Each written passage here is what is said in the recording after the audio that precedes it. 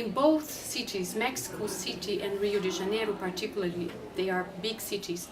Normally these kids are portrayed with violence as a threat to society.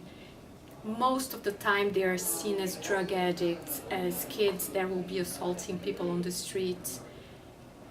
And the public opinion has, over the years, been pressing more and more the governments to remove them from the streets or to adopt policies that are immediate but that do not really tackle the problem, the roots of the problem.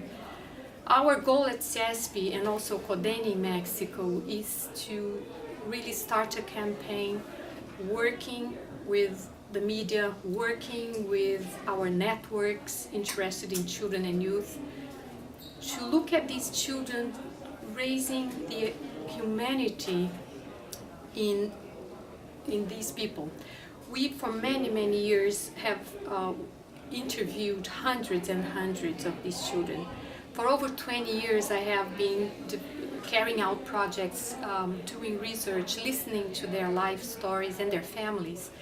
And invariably, they tell us about something terrible that happened when they were in their first years of life. And their lives became a life on the street, or slowly detaching from their family and community ties. They tell us about the loneliness on the streets, the danger, the cold, the hunger. And of course, there are aspects of freedom and fun that they also tell us, but that doesn't last very long. Especially when they grow older, it becomes more dangerous for them to be on the streets.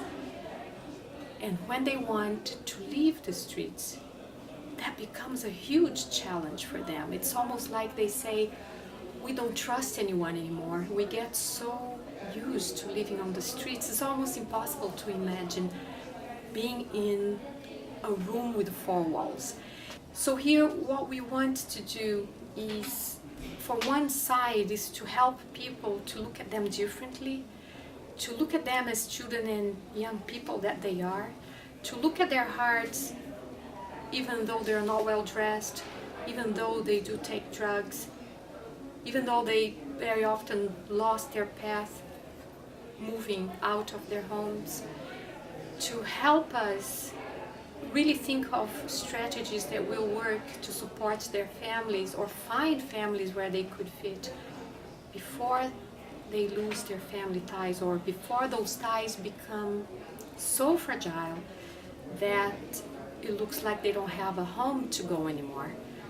We believe that most of these kids feel that they do not have a place in the world, and it is not fair to be born and grow up like that and go through the experiences you will see in this film.